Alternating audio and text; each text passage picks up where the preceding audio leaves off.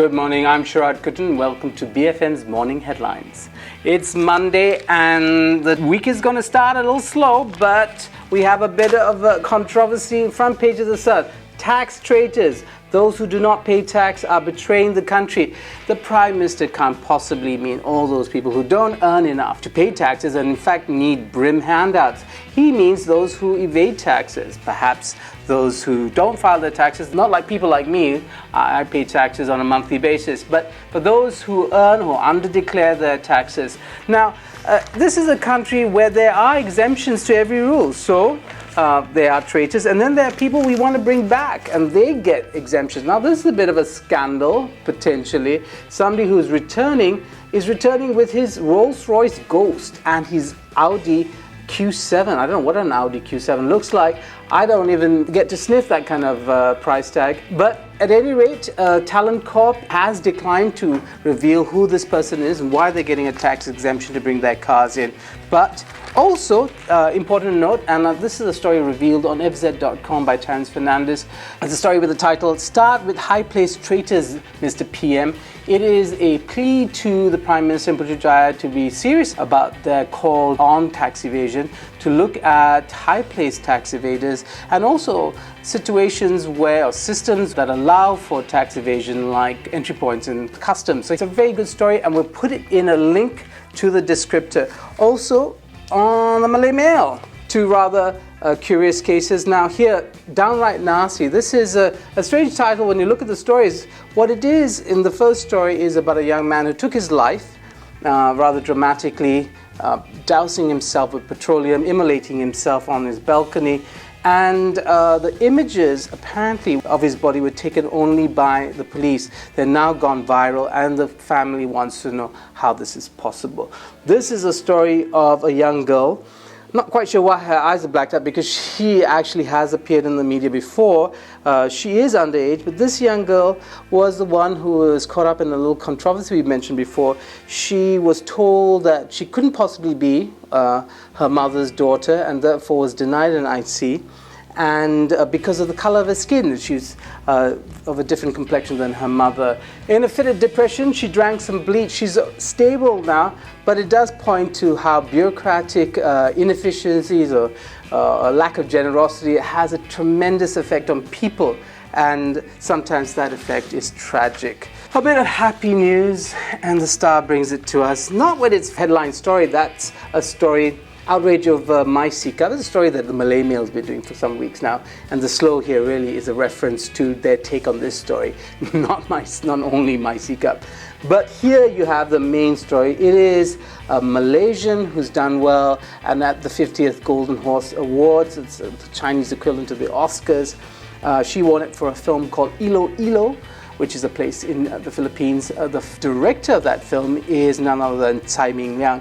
Tsai Ming-liang, also Malaysian-born, from Sarawak, who's made his career based in Taiwan. So now, every time a Malaysian overseas wins an award, we claim them as Malaysian, even though nothing about Malaysia, in some sense, in some real sense, has contributed to their success. The other thing, of course, is that this film, Iloilo, was Singapore's entry to the foreign language category at the Oscars, because we have in this country certain laws about what constitutes a local film. And in many ways, all this breastfeeding celebration is slightly disingenuous, and that's the word for today, disingenuous.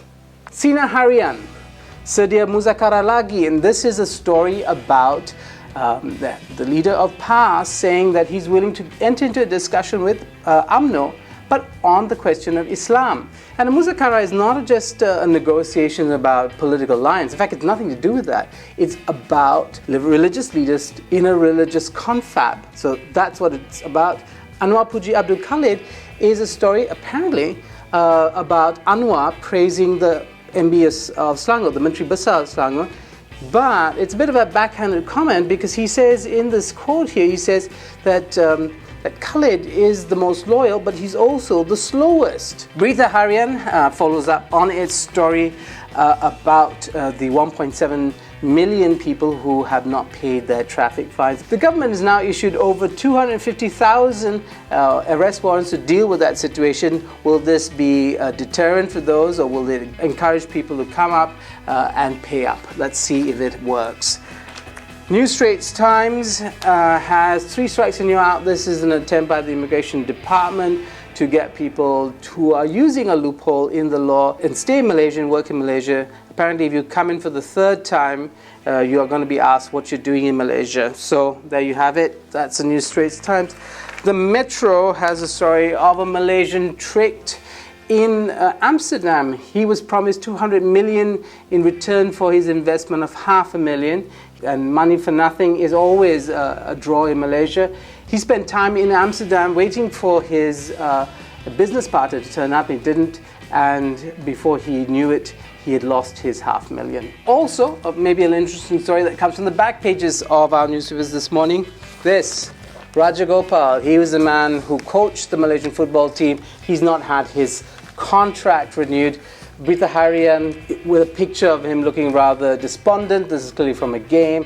And here, a thank you to the man. I think football is an exciting and intriguing part of Malaysia that I have no idea about. A lot of politics around it. And Rajagopal's fate, I think, was sealed by that politics. Maybe one of these days, the politics of football will appear on the front pages. And again, if you need to wrap your fish, this is the paper to do it. Utusan Malaysia, Syed ada bukti, reference to that story about the claim by Pakatan that there were phantom voters. They're flogging this dead horse for some time, and I don't think they're going to stop. Also a little bit about Hadi and his willingness to muzakara. And so, thank you very much for joining me. I'm Sharaad Kuttan, and it's been BFM Morning Headlines this November the 25th, BFM 89.9.